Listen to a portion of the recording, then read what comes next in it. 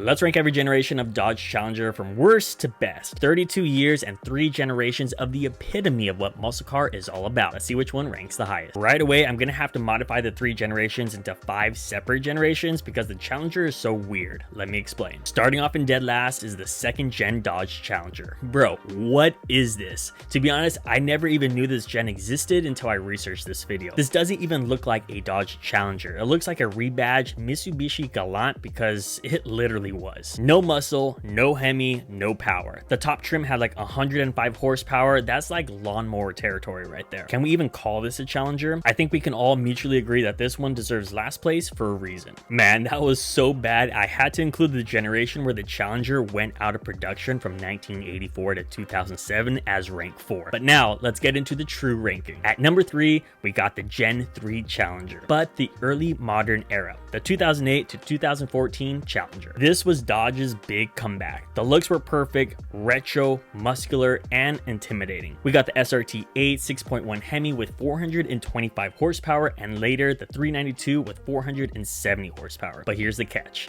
It was pretty heavy, like 4,200 pounds heavy. It looked like it could outrun a jet, but sometimes felt like it was carrying one in the trunk. Still, it was the rebirth of a legend and it started the modern muscle car wars again. Now at number 2, we got the OG, the first generation Challenger from 1970 to 1974. This was pure, raw American muscle. The RT models, the 446 pack, the legendary 426 Hemi, this was the car that scared Camaros and Mustangs. The problem though, it was pretty bad time. The oil crisis hit, emissions rules got tighter, and by 1974, it was pretty much game over. But if you ask a purist, the Gen 1 is still the most iconic looking Challenger ever made. And that leaves us with our number 1 spot, the Gen 3 facelift models from 2015 to 2023. This is the era where Dodge went completely insane, and we loved every second of it. We got the Hellcat with 707 horsepower, the Demon with 840, the Red Eye, the Superstock, and finally the Demon 170 making a ridiculous 1,025 horsepower. That's not a car, that's a street legal missile. Sure, it was still pretty heavy, but honestly, who cares? Dodge basically said, we're not here to set Nürburgring lap times, we're here to scare your neighbors and leave skid marks on the road. And they did exactly that.